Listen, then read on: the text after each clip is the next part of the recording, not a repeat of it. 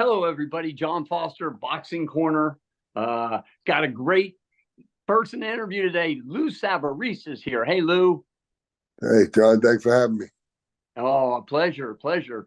Well, we're going to talk a little bit about your career. You did it all, and even some martial arts. I'd like to talk about that. A little bit, but the big question is the Jake Paul Mike Tyson fight coming up in Dallas here, and want to get your view on that. But Yeah, let's talk about you a little bit first, Lou, because I want people to know who you are. And I did my background check, and you did a lot of winning, Lou. You were yeah. what were you like 50-0 at one point as a professional? Not that many, 60. but I was up there, but not 50-0. But I think I was 30. I want to say 36-0, and then my first loss was to David Eisen. Well, actually Right. Foreman, but Foreman was the first loss. But then I lost to Eisen, David Eisen. But Foreman, it was a controversial decision, but Yes. that was my first loss. And you went 12 rounds with him? Yeah, yeah, we went 12 rounds in 12 Atlantic rounds. City. Yeah. Yeah, a Yeah. real close Yeah. fight. They don't. One judge had me winning. One judge had him winning, and then the other judge had him winning really big. Yeah. I don't think you had Don King in your corner there. I did not. No, I did not. Yeah. It was Yeah, but anyhow, that's a you. So what made you become a boxer, Lou? Is it something you wanted to do from yeah. a My young? my my my dad and my uncle used to fight. My dad amateur. My uncle fought some pro fights in New York. When they were Yeah. growing up, they were Italians, and if you Hmm. were growing up in New York at the time, you were either a boxer or a bricklayer, either one. So they used to Yeah. joke about that. But anyway, it was kind of in my blood, and my dad, he always had us training and practicing and stuff. I didn't really want us to box, and so we did it. I went anyway. My two brothers graduated from college. They were smart guys. My sister's RN. They're all in the Right. medical field, but I uh, Nice. I stuck with boxing. Tell us about your amateur career. How many amateur fights did you have, and when did that end? I had I want to say 34 amateur fights. I wound up my last amateur fight. I fought Riddick Bowe in the Olympic trials to go to the '88 Olympics. Wow. I beat a guy, Kevin Ford, at the time, and Kevin George. There was two big guys that I fought and I beat. But I lost to Riddick Bowe in the semifinals of the '88 Olympic trials. Did you feel like you lost, or Yeah, I did. Yeah, you Bo did? was Yeah. such a good Bo was such a great fighter. He was such a better fighter than me back then. I mean, he was guys that'll tell you that fought Bo. He should have been, if not one of the best heavyweights ever. He was just He could. Yeah. he was amazing technically and so strong. He didn't train as hard as he should have, but he was a beast. Who was the toughest fighter you ever fought, or? Tough as I mean, Bo was probably the hardest hitter. I mean, I fought a lot of hard. Obviously, Tyson, Foreman. I mean, Foreman was a tough guy. Hit him. Holyfield Yeah. too. I mean, Holyfield, I hit with one of the hardest right hands, and he didn't go down. And he could take a punch. Evander was just he He was could in there take. with everybody. He could take a punch, but Foreman's a tough guy too. Hits so hard. Foreman, even in his probably the greatest comeback in history. Physically and financially, when his with comeback was Angelo in amazing. his corner. Yeah, Yeah. absolutely. Yeah. How about Joe Frazier? You never got to fight Joe. Did you ever spar or No, anything? No. no, no, no. He was a little bit before my time, but he was a beast, Okay. Joe. I was a big fan of his, and I was a big Yeah. boxing historian. I used to love watching old fights. And Frazier, he was just amazing. I was in my bed. I think I'm going to age myself here, but 10 years old, I was listening on the radio to Frazier and Ali, and I didn't like Ali back then.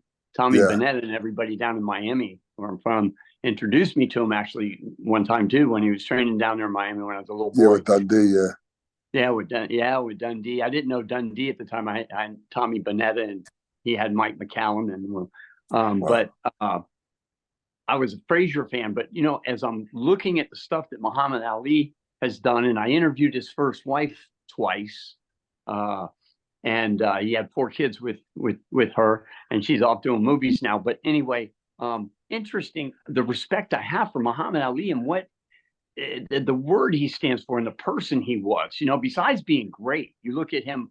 What do you think of a guy standing on the, and he's in a world championship fight, and he doesn't 21 times the guy can't hit him. That's crazy. Yeah, no, I know.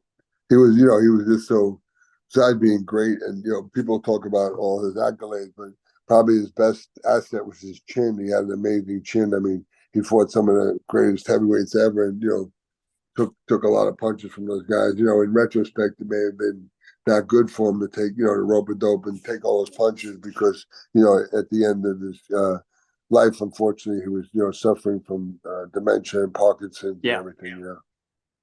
And I don't think it did him any good. I heard about it. I didn't look on the background of it a little bit, maybe how he went and he took some bad kicks. He went to China or Japan, and took on anybody that would I fight. remember. Yeah, he fought that guy. He had that one fight with the was he a wrestler? And he was going to fight Will Chamberlain. You remember back then he was supposed to fight Will Chamberlain at one point.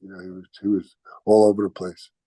Wow. Yeah. So I mean, he took on all comers there. So how about martial arts? Now you've done it your whole life. How about martial arts? What got you into that? When I was a kid, that was it.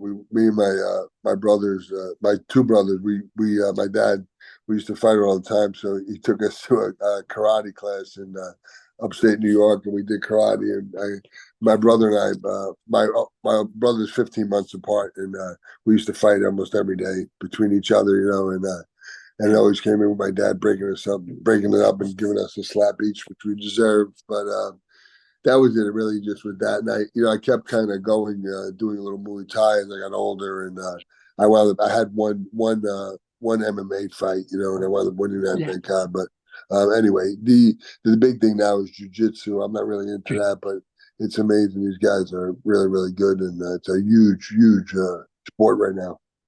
Unbelievable. When it first came out, I was like, there's no way you can have somebody on the ground, and be able to take an elbow while they're on the ground and run your elbow into their face. I mean, it's just ludicrous. I thought that people would be dying from this, but I know. Well, unfortunately, you don't know the long-term effects of this. I mean, it's because they're using small gloves, 4-ounce gloves. So you got it's. I worry about that. You don't know what the unfortunately, with all the head injuries and everything, you don't know how and if they, like you said, the guy's on the floor and you hit him when he's down. That's pretty dangerous. Or knocked out. That's the thing that I don't like in boxing, and I never did. Where the guy's out, he's out, and then you get in 2 or 3 more train wrecks every time the guy hits you. I respect the guy and Muhammad did that a few times where, hey, I don't, hey, step in, stop this, because the guy's out on his feet, and if you hit him 2, 3, 4 more times, I mean, he could die. It's not a joke. It's happened. Yeah. So martial arts, I'll tell you,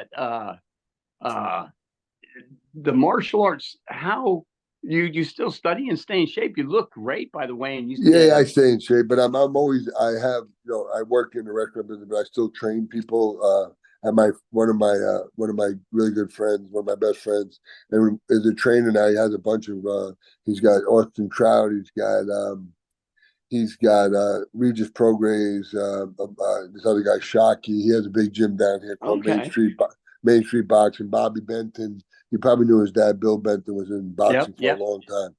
Georgie Benton. George, no, not George.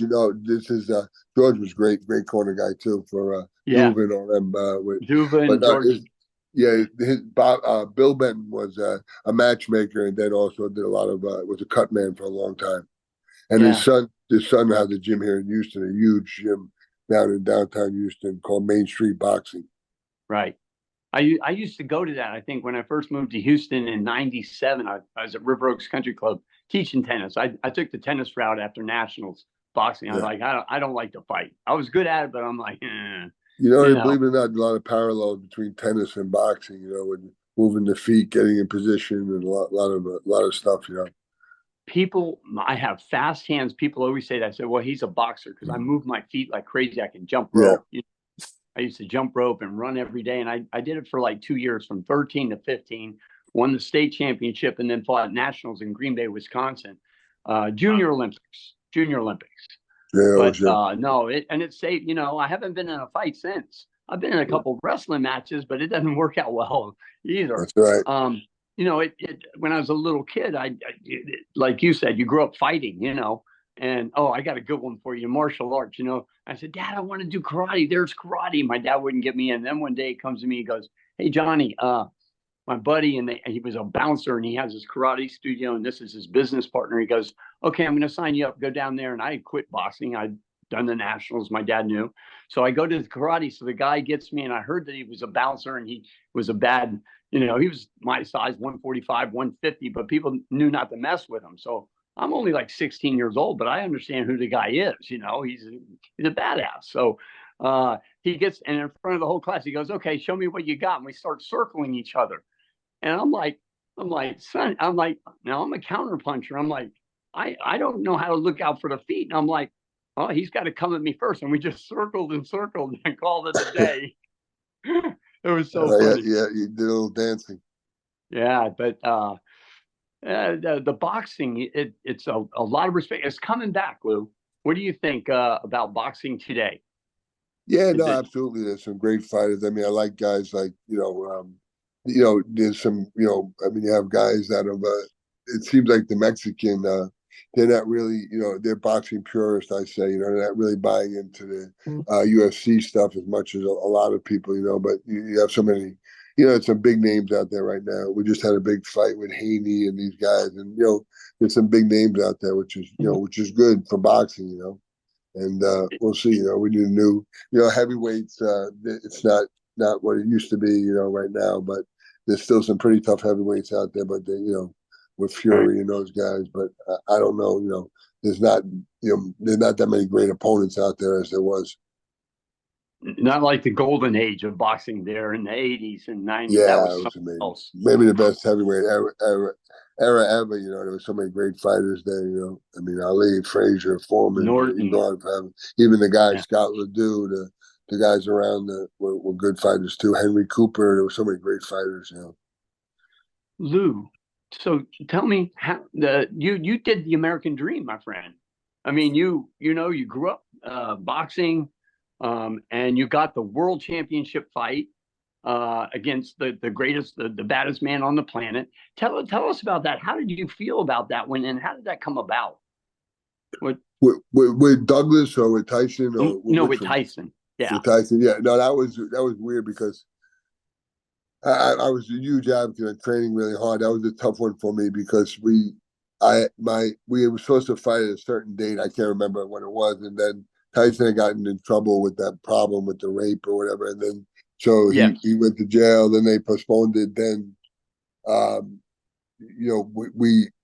turned out I had a fight. The fight came off right before, unfortunately, right before my wedding, and it was just a tough time. But anyway, I mean, he just so when you fight Tyson, the hoopla around it's amazing. I mean, much. Yeah, they sent us out there probably a couple of weeks early. We fought in Scotland, but they sent us out to the UK. We went all around doing press tours and everything. It's just amazing when you fight. And I think now, see if you agree, he's probably the biggest I've ever seen him with social media right now. He's so his name is so huge right now. Exactly. Yeah, he's turned into a lot. What can we say? A better person. He is a better person. Yeah, absolutely. I ran into him a couple of times in the last couple of years. Yep. Yeah, he's not like that firecracker where you say something wrong, he might take you out. He still might do that though. I don't know. Right. Yeah. I still wouldn't push it. Yeah. Okay. Well, so this fight coming up, you already kind of weighed in on that, Jake Paul, and I don't think it's going to go for Tyson and for boxing. He just, like with Mayweather, you got to give it to Jake Paul. Like you said, he had some fights, but he's not, in my eyes. I mean, I watched some of his fights. He's not professionally seasoned. I can see it in his moves. Yeah. And that's where I just don't think if Mike goes after him, he's not going to be able to protect himself. Yeah, I'm a little skeptical. I don't know how real it's going to be, unfortunately, but we'll see. It remains to be seen. Okay. Well, Lou, we can wrap this up, and I Well, appreciate I it, Lou, appreciate your it. Thank you. time and finally getting together with you, Boxing Corner, and maybe we can talk in the future. You got some fighters that you want to bring on, and Oh, you I'd want to love that. talk a little bit about your restaurant? Yeah. You got a restaurant here in Houston. Yeah, it's a buddy of mine. He's a big restaurateur here in town. I manage some of the restaurants. His name is Ben Bird. He's got B&B Butchers. That was his first one, but he's got about 12 restaurants now, all high end, really good steakhouses, and he's all over the country right now. Gotcha, gotcha. So you're not just in one restaurant; you're helping Yeah, out. mostly in it's called BB Italia. It's an Italian one, but I go to another one called Cafe Annie. It's been here for years, and he took it Cafe over. Annie, yeah. Yeah, yeah, he took it over, and now it's called the Annie Cafe. Really, really, really good restaurant. Amazing. Are you greeting people? I know, yeah. Yeah, I'm a Oh, and schmoozer. I just greeting people and yeah, make sure everything's that's right. And then nice.